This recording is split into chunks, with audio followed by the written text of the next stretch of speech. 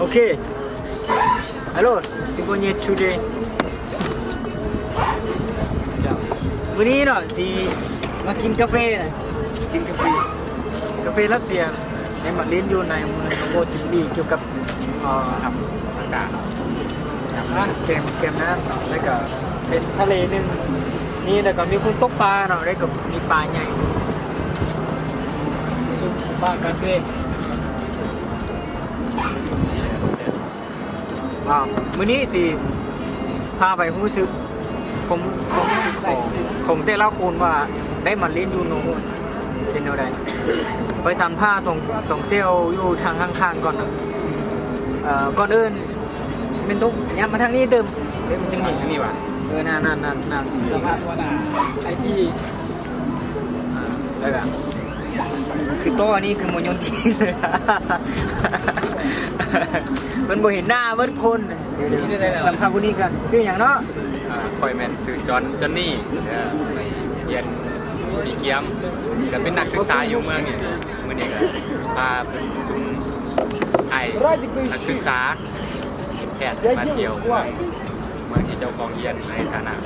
เป็นเจ้าของเมืองมาเที่ยววันนี้ก็อากาศดีนะสดชื่นมีลมได้พามาทำอากาศเย็นๆยามแรงรู้สึกดีเนาะที่ได้พาไอ้น้องง่ายเป็นมาเที่ยวแล้วก็อากาศยามแรงเสียงที่ดีหลายโอเคพูดต่อไปหน่อยเป็นผู้อยู่ข้างๆตามนั้นเมื่อกี้นี่ก็จะเป็นน้องที่เพิ่นเรียนอยู่ในปีเกียรติเงินนี้โอเคตื่นตามใจเลยพูดต่อไปแนะนำตัวให้สบายดีเนาะเจ้าเองชื่อว่าโบเห็นปัญหายับมาแค่นี้นี่กล้องเป็นกล้องเลยปิดกล้องไงวะปิดกล้อง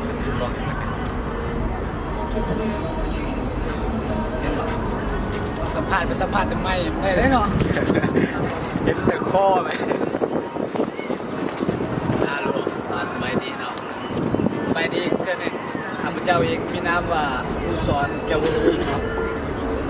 เป็นนักศึกษาจากผู้สอนเหมือนกันเนาะแต่ว่าสำเร็จแล้ววันนี้ก็ได้มาเที่ยวกับพวกน้องๆเรารู้สึกว่าดีใจหลายหน่อยได้มาสัมผัสแคมป์แม่น้ำปุ๊บเนาะของเมืองโบซิบี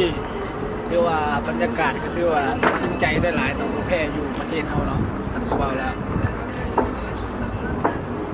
ก็บ่มียังสิว่าหลายเนาะก็มีแต่รู้สึกว่าดีใจหลายที่มาสัมผัสบรรยากาศสภาพอากาศที่แบบว่าที่ผมเคยเห็นที่รู้สึกว่ามันดีหลายเนาะ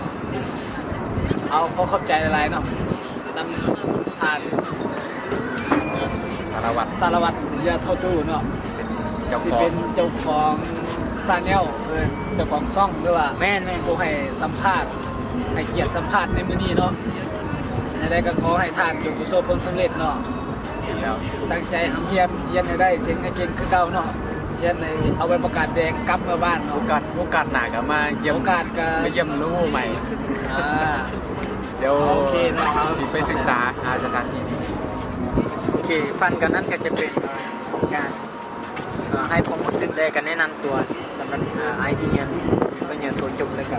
ไอทีน้องสายที่ดีเชียซึ่งไอผู้เป็นยาโทเมื่อกี้นี่ก็เพิ่งจะกลับบ้านในโซนใกล้ๆเลยนะตัวนี้ก็กำลังสียาโทสปีดที่หน้าก็สำหรับคุณเองก็รู้สึกว่าโนโวนี่ก็ง่ายเนาะง่ายอย่างหนึ่งแล้วก็เห็นว่าโนโวนี่ก็เป็นประเทศที่ก้าวหน้า